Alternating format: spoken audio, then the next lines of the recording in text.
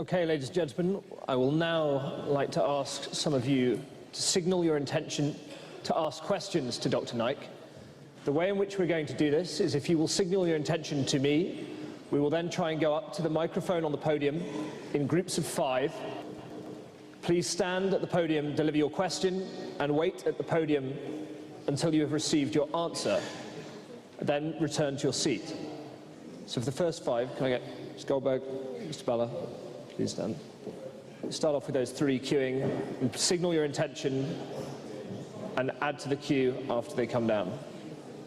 Dr. Naik, thank you very much for your talk. The question I have is, you profess to be a man of peace. You've spoken very eloquently about the idea of peace in Islam. Peace is written in front of your microphone as you stand there. And I agree with you in many senses. But my question is, why then is your message still seen as so controversial? Why are there figures within the Islamic world, why are there fellow Islamic clerics who see your message and still believe that you are wrong? Why, you've claimed that the Home Secretary has banned you from this country because of a sort of media conspiracy.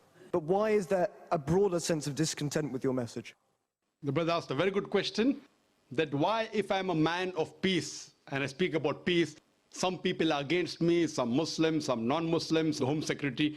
Brother, you have to understand that any person who's popular, there are bound to be people who are against him, irrespective whether the popular person is doing good work or bad work. And the best example I can give you, that today, according to Michael H. Hart, he wrote a book saying the 100 most influential people in the world history. Though he's a Christian, he put number 1 most influential human being as Prophet Muhammad, peace be upon him. Today, do you know, though Muslims consider him to be the most important and the most influential person in history, there are many non-Muslims who think the same. But today, if we analyze the maximum books written against any human being on the face of the earth, it is Prophet Muhammad, peace be upon him.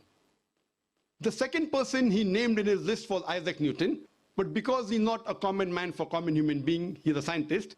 The third person on his list was Jesus Christ, peace be upon him. If we analyze today, the second person in human history who has maximum books written against him, it is Jesus Christ, peace be upon him. Based on this argument, do we have to agree that Prophet Muhammad, peace be upon him, and Prophet Jesus, peace be upon him, they were not good? What we have to realize, when a person gets popular, there are bound to be people against him. And according to the Home Department of UK, when I had come in the year 2009, I was informed by reliable sources that according to the Home Department of UK, the most popular Islamic satellite channel in the world is Peace TV, and the most watched Islamic satellite channel in UK is also Peace TV. Not only is it watched by Muslims, but even watched by non-Muslims. The same report said that the most popular Islamic speaker in the world is Dr. Zakir Naik, and the most popular Islamic speaker in UK is also Dr. Naik. That's the reason the Home Department was requesting me that can I reach out to those Muslims which the UK government cannot. But now, because of the change of government, what I feel, it was more of a political move rather than a legal move. And as maybe they wanted someone popular so that they could pass the message that we are tough against Muslims, and that's the reason what we feel, that we have more faith in the judicial system rather than the political system. I think it was mainly because of popularity, and it was mainly a political move rather than a legal move. And inshallah, God willing, we feel that this exclusion order would be reversed by the Court of Appeal, hopefully.